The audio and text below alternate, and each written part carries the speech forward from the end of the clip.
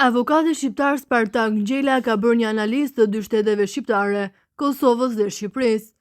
Ai në një postim në Facebook është shprehur se Shqiptaria ka hyrë në kohën e saj historike, madje ka shtuar se tani historia e Shqipërisë po shkruhet e detajuar dhe koha po u jep të drejtë që ata të zgjerohen në territoret e tyre. Krahas kësaj, avokati përmendi edhe Kurtin dhe Ramën. Koha historike e Shqiptarisë ka ardhur me shtetin e dytë shqiptar, Kosovën, dhe kjo është një ngjarje e cila tani ka hyrë në historinë dhe politikën si situatë botërore dhe i ka shtyrë të gjithë historitë të kuptojnë më në fund se historia e re e Shqiptarisë në Ballkan do të krijojë dhe historinë reale të Gadishullit ballkanik, historinë e vërtetë të ilirëve dhe ilirisë, e cila është fshehur në shekuj nga forcat pushtuese të Shqipërisë, por edhe forca e madhe e gjuhës shqipe, që tani është e provuar shkencërisht dhe historikisht, se ajo është gjuha e parë që është folur në Europë, ka shkruar ndër të tjera Spartak Ngjela.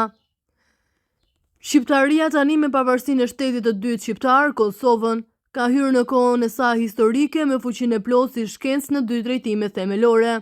në historinë arbërore 3000 vjeçare të dokumentuar historikisht dhe në historinë po 3000 vjeçare të gjuhës shqipe në ecurinë e saj.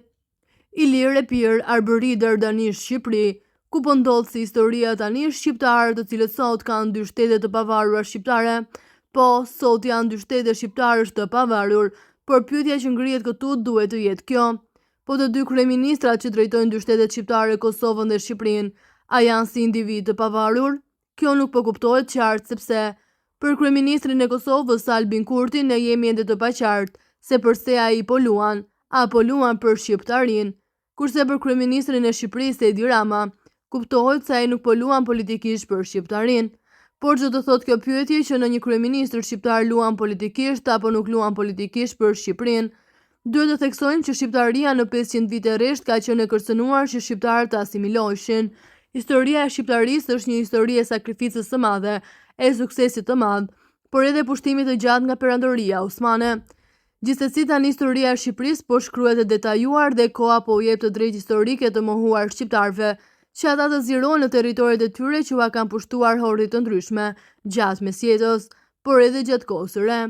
Por edhe pse koha historike po kërkon këtë për të formuar Shqipërinë etnike, politika e të dyve qeverive shqiptare në Tiranë dhe në Prishtinë po bën sikur nuk e kupton këtë çështje.